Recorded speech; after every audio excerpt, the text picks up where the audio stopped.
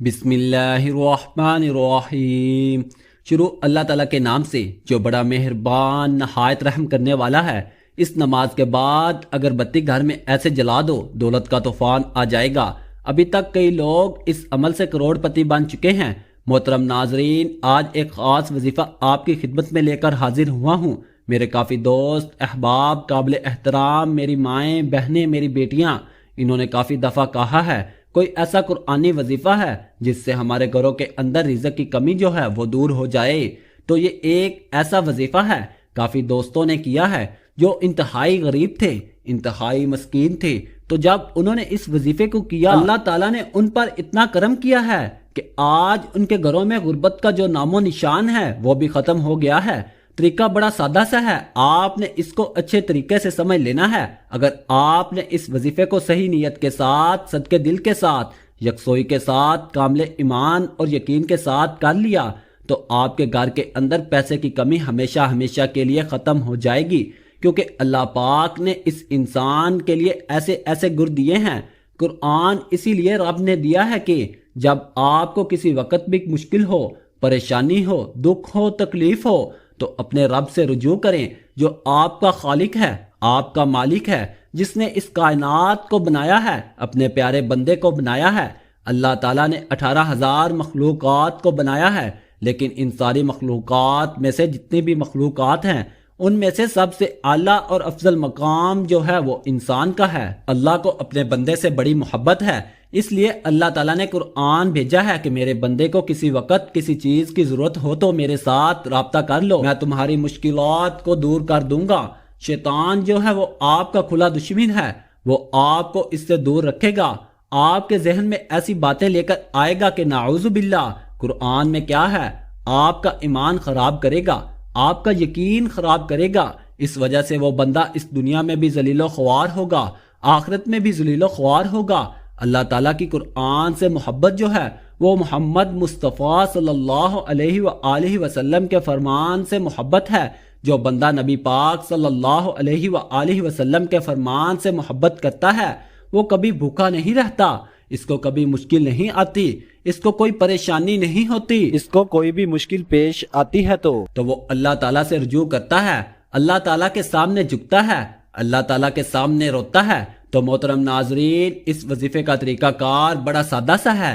آپ نے کس طریقے کے ساتھ اس وظیفے کو کرنا ہے، اس کا طریقہ کار آپ اچھے طریقے سے سمجھ لیں۔ آپ نے نماز عصر کے بعد اس وظیفے کو کرنا ہے۔ ایک عدد آپ نے اگربتی اپنے پاس رکھ لینی ہے۔ آپ روزانہ بھی اس عمل کو کر سکتے ہیں، صرف عصر کے بعد ہی آپ نے اس عمل کو کرنا ہے۔ ایک دفعہ طریقہ کار آپ سمجھ لیں، اس کے بعد اس عمل کو کرنا شروع کر دیں، دیکھنا کیسے آپ کے گھر میں انشاءاللہ برکت ہی برکت آئے گی۔ آپ نے پاک صاف ہو کر، باوضو ہو کر کسی پاک جگہ پر بیٹھ جانا ہے۔ کوشش کرنی ہے کہ اس وقت آپ کے پاس بالکل شور نہ ہو۔ آپ نے سب سے پہلے اعوذ باللہ من الشیطان الرجیم بسم اللہ الرحمن الرحیم پڑھ لینی ہے، اور اس کے بعد آپ نے درود شریف پڑھ لینا ہے۔ درود شریف پڑھنے کے بعد آپ نے اپنی آنکھیں بند کر لینی ہیں۔ نماز عصر کے بعد آپ نے یہ کرنا ہے۔ اگر آپ اس عمل کو کرنا چاہتے ہیں اور ویڈیو کو آپ نے مکمل نہیں دیکھا تو شروع سے لے کر ایک دفعہ ویڈیو کو مکمل دیکھ لیں، انشاءاللہ روحانی طور پر بھی مدد آپ کے ساتھ شامل ہو جائے گی، اور پھر اس عمل کی جو برکتیں ہیں، جو فضیلتیں ہیں وہ آپ خود دیکھیں گے۔ نماز عصر ایک ایسا حساس وقت ہوتا ہے، انسان کے نامہ اعمال کے جو فرشتے ہیں، جو نیکیاں لکھتے ہیں، جو برائیاں لکھتے ہیں، نئے فرشتے آتے ہیں، وہ چارج لیتے ہیں، پہلے والے چھٹی پر چلے جاتے ہیں اور نئے فرشتوں کی ڈیوٹی لگ جاتی ہے۔ یہ ایسا وقت ہوتا ہے عصر کا، اس کی اللہ پاک نے قرآن پاک میں قسم کھائی ہے، وَالْعَصْرِ إِنَّ الْإِنسَانَ لَفِي خُسْرٍ۔ اللہ پاک قسم اٹھاتے ہیں کہ مجھے وقت عصر کی قسم ہے کہ انسان نقصان میں ہے۔ یہ ایسا خاص وقت ہے جس میں اللہ پاک نے اسپیشل قسم کھائی ہے۔ اس سے 2 نماز پہلے ہیں، 2 نماز بعد میں ہیں، یہ درمیانی نماز ہے۔ اس کی بہت اہمیت ہے۔ یہ وہ وقت ہے جس وقت فرشتے مسجدوں کے اندر، گھروں کے اندر، گلیوں کے اندر اتنی تعداد میں ہوتے ہیں، صرف انسان کو نظر نہیں آتے، باقی تمام مخلوقات ان کو دیکھ رہی ہوتی ہیں۔ یہ وہ لمحے ہوتے ہیں، یہ وہ وقت ہوتا ہے، عصر کا کیسے اس ٹائم کی طاقت ہے، اس کی پاور ہے، اس کی فضیلت ہے۔ میرا رب جو ہے عرش والا، وہ اپنے بندے سے بڑی محبت کرتا ہے، بڑا پیار کرتا ہے، اس لیے بہانے ڈھونڈتا ہے۔ جب کسی کو بخشنا ہو، کسی بندے کو فائدہ پہنچانا ہو، تو وہ پھر اسی صورت میں پہنچایا جاتا ہے کہ بہانے ڈھونڈے جاتے ہیں۔ اس بندے نے یہ کام کیا ہے، اس نے یہ کیا ہے، چھوڑو چلو اس کو دے دو۔ تو میرا رب اپنے بندے سے اتنی محبت کرتا ہے، اتنی محبت کرتا ہے، 70 ماؤں سے زیادہ محبت کرتا ہے۔ ایک ماں اپنے بچے سے کتنی محبت کرتی ہے۔ رات کو سردیوں میں جب چھوٹا بچہ پیشاب کرتا ہے تو ماں غصے میں نہیں آتی، صبر کرتی ہے، برداشت کرتی ہے۔ بس اس کی زندگی اسی خوشی میں ہے کہ گیلی جگہ پر چلی جائے، بھیگی جگہ پر خود چلی جاتی ہے، گندگی والی جگہ پر خود چلی جاتی ہے، اپنے معصوم بچے کو یا بچی کو خوش جگہ پر لے آتی ہے۔ تو اس کام کے پیچھے بھی میرے اللہ تعالیٰ کی طاقت ہے۔ میرے اللہ تعالیٰ اس ماں کے دل کے اندر اتنی محبت رکھ دیتا ہے کہ وہ اپنا سکون ختم کر دیتی ہے، اپنی خواہش ختم کر دیتی ہے، اپنی خوراک جو لذت ہوتی ہے کھانے والی وہ ختم کر دیتی ہے۔ جب اس کا بیٹا کھاتا ہے، اس کی بیٹی کھاتی ہے، دونوں کھاتے ہیں تو اس کو سکون آتا ہے، وہ سکون سے سوتے ہیں، ماں سکون سے رہتی ہے۔ تو میرے نبی حضرت محمد مصطفیٰ صلی اللہ علیہ وسلم نے فرمایا کہ میرا اللہ 70 گنا زیادہ اپنے بندے سے محبت کرتا ہے۔ سورہ فاتحہ کا یہ عمل ہے، آپ نے وہ اگربتی اپنے پاس رکھ لینی ہے اور اس وقت آپ نے صرف 11 مرتبہ سورہ فاتحہ پڑھنی ہے اور صرف 3 مرتبہ آپ نے سورہ اخلاص پڑھنی ہے۔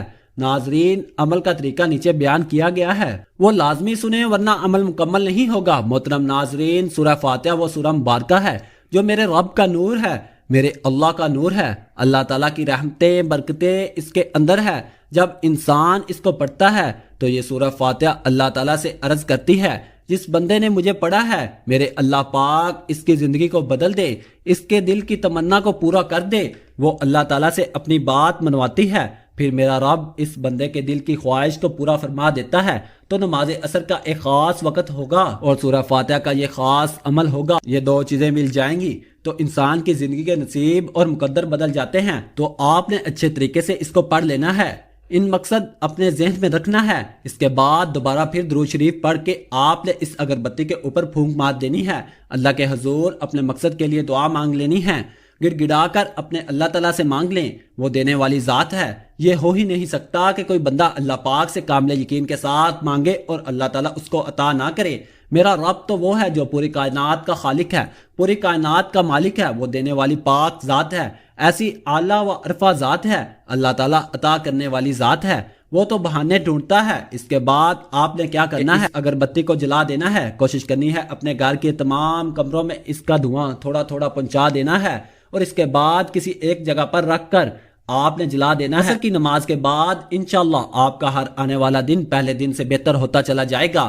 آپ بے روزگار ہیں، آپ کو روزگار مل جائے گا، آپ بے اولاد ہیں، آپ کو اولاد مل جائے گی، کاروبار میں برکت نہیں ہے، کاروبار میں برکت آنا شروع ہو جائے گی، گھروں میں برکت آنا شروع ہو جائے گی، نحوست ختم ہو جائیں گی، جادو ہے ٹونا ہے اس کے اثرات ختم ہونا شروع ہو جائیں گے۔ کوئی وظیفہ نماز کے بغیر مکمل نہیں ہوتا۔ آپ نے 5 وقت کی نماز لازمی ادا کرنی ہے اور یقین صرف اور صرف اللہ تعالیٰ کی ذات پر کرنا ہے۔ ناظرین، عطا کرنے والی ذات اللہ تعالیٰ کی ہے، وہ جسے چاہے جتنا چاہے عطا فرمائے۔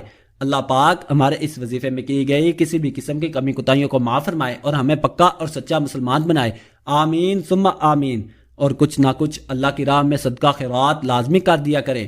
تمام دوستوں سے گزارش ہے کہ اللہ تعالیٰ کے 99 ناموں میں سے ایک نام کمنٹ میں لکھ دیا کریں۔